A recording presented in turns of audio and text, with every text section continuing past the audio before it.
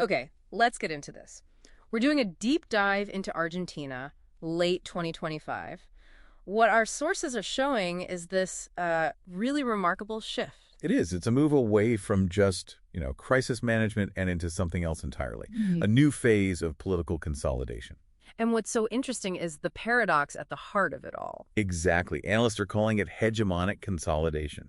I mean, they've achieved this really durable political power through some drastic economic shock therapy. And our mission here is to sort of unpack that blueprint for you. How does that kind of shock therapy actually translate into political control? And what's the cost? The social cost, yeah. So it all started really with the October legislative elections. I mean, they completely defied the gravity of the austerity measures. Right. La Libertad Avanza, LLA, they secured what you'd call a dominant minority. 40.59% of the vote for deputies. That gives them, what, around 111 seats? And that number, that 111 seats, that is the key to everything. That provides the administration with its legislative shield.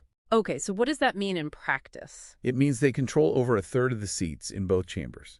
So the opposition, they can't get the two-thirds majority they would need to, say, override a presidential veto. Or initiate impeachment. Exactly. The era of, constant instability is effectively over. And on top of that, you have the total fragmentation of the old guard. I mean, we saw the judicial neutralization of Cristina Fernández de Kirchner, CFK. Yeah, the Supreme Court upheld her conviction. 6 years and a lifetime ban from politics. And because she's 72 now, that means house arrest. Right. So she's completely removed from the electoral board. That political door is securely closed. Which gives the government the room it needs to focus on the economy. And they do have some visible wins. Oh, absolutely. The macro stabilization is real. I mean, you just have to look at inflation. It dropped to just 2.4% monthly in October 2025. Wow. From what, over 25% in early 2024? From over 25%. It's a staggering drop. So the strong peso policy seems to be working. That's the gap, right, between the official and the parallel exchange rates? Right. It's down to a record low of about 4%. The official rate is holding steady around 1,400 pesos to the dollar. But here's where it gets really interesting. And, frankly, a little unsettling. This is the secret. That stability is being propped up by a massive geopolitical backstop, a classified $20 billion currency swap deal with the U.S. Wait, classified? How can you have genuine stability if the whole foundation is a secret deal that no one can even look at? That's the question. And we know it's secret because the U.S. Treasury flat out rejected Freedom of Information Act requests for the terms. Citing what? National defense and foreign policy. This financial lifeline is the hidden key to their currency control. So stability is bought, but where does the growth come from? I guess that takes us to the engines of this new economy, the RIGI framework. Yes, the Régimen de Incentivo para Ganancias e Inversiones. It's the legal bedrock for any massive project, anything over $200 million. And what it does is it gives them fiscal stability for 30 years and lets them bypass capital controls. Which is critical. It guarantees them access to their FX proceeds, their foreign currency earnings. It's like creating a little offshore zone for capital inside Argentina. And the prime example of that is the lithium boom. Without a doubt. Argentina is on track to provide something like 16% of the world's lithium by the end of this year.